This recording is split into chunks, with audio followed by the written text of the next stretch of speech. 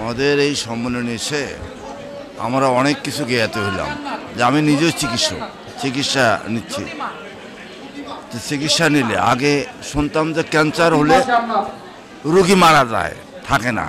ইনশাল্লাহ এখন 100-100 বলা যায় যে যদি সে নিয়ম কানুন মেনে চলে আল্লাহ তাআলা বাঁচায় দেয়। তো আমি এতটুকু এই অনুষ্ঠানে এসে যতটুকু আমি পাইলাম মোটামুটি ভালো। জি, আমি সব কিছুই আমার ডায়াবেটিসও আছে, কিন্তু আমি আল্লাহর রহমতে অনেক সুস্থ আছি। আমি বাসার কাজও করি, স্কুলের কাজও, স্কুলের যে শিক্ষক হিসেবে যে দায়িত্ব পালন করা সেটা আমি সুষ্ঠুভাবে পালন করি। আল্লাহর রহমতে আমার কোনো অসুবিধা হয় না। যারা ক্যান্সার রোগী আমি তাদেরকে বলবো ডাক্তারের মাধ্যমে সঠিক চিকিৎসা গ্রহণ করবেন, আর ডাক্তারের নিয়মিত চেক আপে থাকবেন। ক্যান্সার কোনো ভয়ের কোনো কিছু নাই।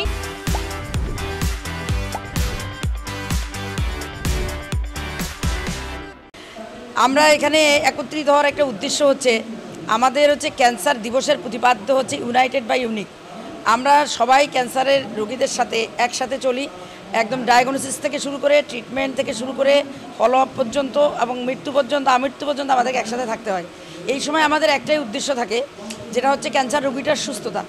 এবং এই সুস্থতার দীর্ঘ সময়টাতে আমরা সবাই তাকে বিভিন্নভাবে সহযোগিতা করে থাকি।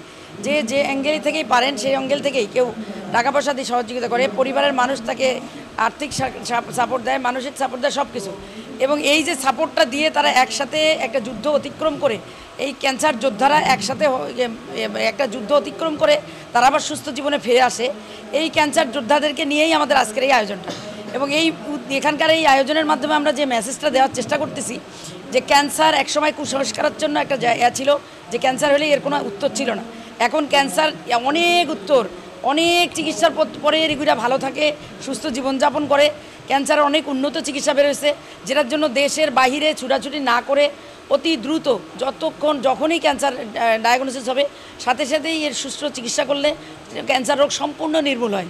এটা একটা যে ক্যান্সার যত দ্রুত ডায়াগনোসিস হয় তত দ্রুত নির্মূল হয়।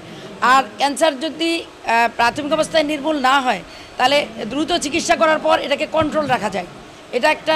আরেকটা হচ্ছে কিছু ক্যান্সার আছে যাকে আমরা আগেই প্রিভেনশন করতে পারি, যে ক্যান্সার হতেই দিব না, যেমন জরায়ুর ক্যান্সার। এবং এই জরায়ুর ক্যান্সারের জন্য আমাদের সরকার অত্যন্ত উদারতার পরিচয় দিয়েছেন, স্কুলে ভ্যাকসিনগুলো ফ্রি করেছেন। এবং আপনারা যদি সেই ভ্যাকসিনগুলো নেন, সঠিক সময়ে যদি বাচ্চাদেরকে ভ্যাকসিন দিতে বলেন, তাহলে হয়তো ভবিষ্যতে আর জরায়ুর ক্যান্সার হবেই না।